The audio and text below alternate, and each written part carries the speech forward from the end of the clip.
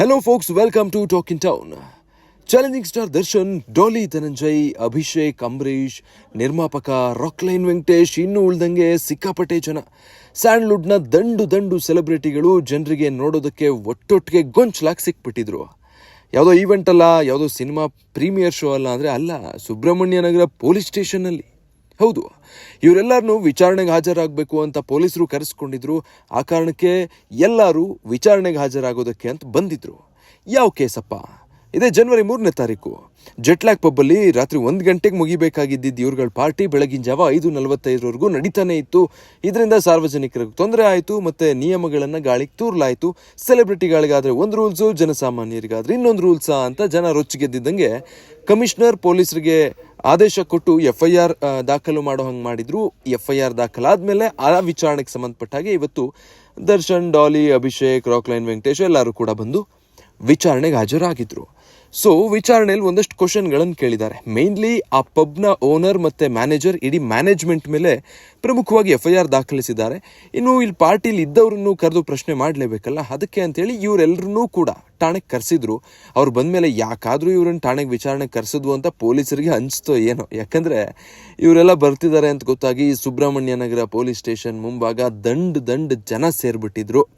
ಅವ್ರನ್ನ ಬೇರೆ ಕಂಟ್ರೋಲ್ ಮಾಡೋದು ಪೊಲೀಸರಿಗೆ ಇನ್ನೊಂದು ಟಾಸ್ಕ್ ಆಯಿತು. ಸೊ ಇವರೆಲ್ಲರಿಗೂ ಕೂಡ ಪೊಲೀಸರು ಒಂದಷ್ಟು ಕಾಮನ್ ಕ್ವೆಶ್ಚನ್ಸನ್ನು ಕೇಳಿದ್ದಾರೆ. ನಿಮ್ಮ ಹೆಸರೇನು, ನಿಮ್ಮ ತಂದೆ ಹೆಸರೇನು, ಏನು ಕೆಲಸ ಮಾಡ್ಕೊಂಡಿದ್ದೀರಾ? ಅಂದರೆ ಪೊಲೀಸರಿಗೆ ಇದೆಲ್ಲ ಯಾವುದು ಗೊತ್ತಿಲ್ವಾ? ಈಗ ದರ್ಶನ್, ಡಾಲಿ, ಅಭಿಷೇಕ್, ರಾಕ್ಲೈನ್ ವೆಂಕಟೇಶ್ ಎಲ್ಲ ಏನು ಕೆಲಸ ಮಾಡ್ತಾರೆ ಅಂತ? ಹಂಗಲ್ಲ, ಅದು ಪ್ರೊಸೀಜರ್ ಇರೋದೇ ಹಾಗೆ, ವಿಚಾರಣೆ ಹಾಗೆ ಮಾಡ್ತಾರೆ. ಸೊ ನಿಮ್ಮನ್ನು ಇಲ್ಲಿ ಪಾರ್ಟಿಗೆ ಇನ್ವೈಟ್ ಮಾಡಿದ್ದು ಯಾರು? ಪಾರ್ಟಿ ಯಾವುದು? ಸಿನಿಮಾ ಸಕ್ಸಸ್ ಪಾರ್ಟಿನ ಅಥವಾ ಬೇರೆ ಏನಾದರೂ ಪಾರ್ಟಿನ? ಕಾಟೇರ ಸಿನಿಮಾ ಸಕ್ಸಸ್ ಸೆಲೆಬ್ರೇಟ್ ಮಾಡೋದಕ್ಕೆ ಇಲ್ಲಿ ಪಾರ್ಟಿ ಇದ್ದಿದ್ದು. ನಿಮಗೆ ಇನ್ವೈಟ್ ಮಾಡಿದ್ದು ಯಾರು? ಪಾರ್ಟಿ ಎಷ್ಟೊತ್ತಿಗೆ ಶುರು ಆಯಿತು? ಪಾರ್ಟಿ ಎಷ್ಟೊತ್ತಿಗೆ ಮುಗೀತು?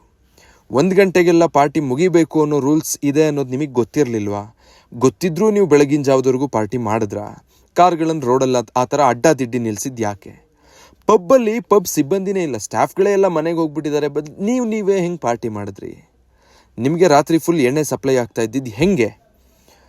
ಇಷ್ಟೆಲ್ಲ ಪ್ರಶ್ನೆಗಳನ್ನು ಈ ಸೆಲೆಬ್ರಿಟಿಗಳ ಮುಂದೆ ಇಟ್ಟಿದ್ದಾರೆ ಪೊಲೀಸರು.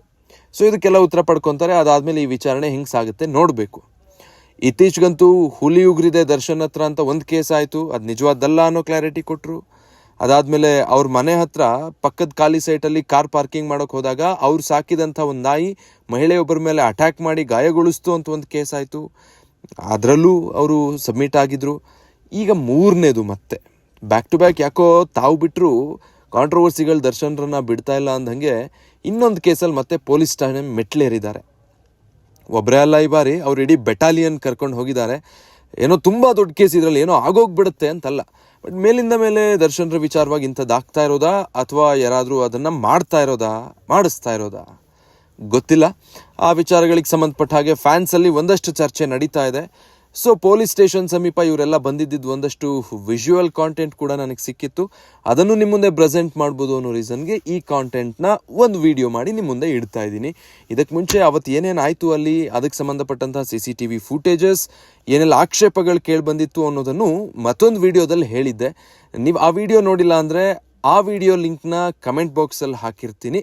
ನೀವು ಆ ವಿಡಿಯೋನು ಕೂಡ ಚೆಕ್ ಮಾಡ್ಬೋದು. ಇದೆಲ್ಲ ನೋಡಿದ್ಮೇಲೆ ನಿಮ್ಮ ಒಪಿನಿಯನ್ಸ್ ಏನು ಅನ್ನೋದನ್ನು ಬೇಗ ಕಮೆಂಟ್ ಮೂಲಕ ತಿಳಿಸಿ.